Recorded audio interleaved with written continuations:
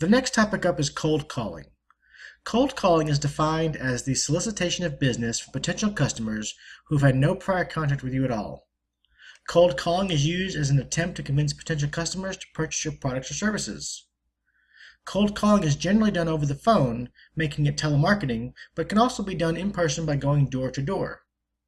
Though cold calling can be used as a legitimate business tool, a lot of scammers use cold calling, so you should avoid asking money over the phone. It is better to direct customers to your secure website to complete the sale.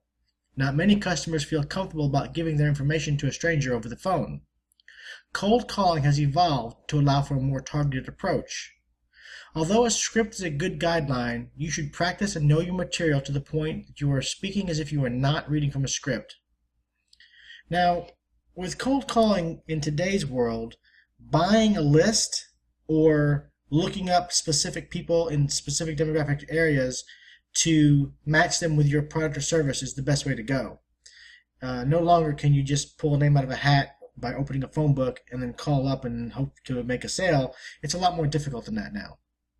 The Federal Trade Commission, or FTC, has rules and regulations that you need to follow as well with regards to times when you can call, the do not call list, and etc.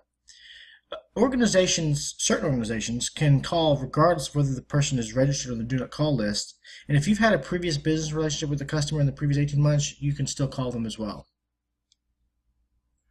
Although cold calling is still a viable way to make sales and get new customers, it is really the hardest way to go and probably not the most desirable. So just keep it in mind as a possible option for making sales and making your $100 a day in any business. The next thing we're going to talk about are hot leads. Hot leads are customers that have opted in to be contacted about a particular product or service. These customers have either been exposed to a sales funnel and have been led to a landing page and have opted in electronically by clicking a checkbox on a website, or they have filled out a form either online or in the real world. Contests to win vacations and other prizes are typically used to get people to fill out these forms both online and out in the world. A hot lead is easier to call on because they're usually expecting a call, or at the very least are not surprised to get a call when you remind them of where they opted in. The same rules apply from the Federal Trade Commission as with cold calling with regards to times when you can call, the do not call list, etc.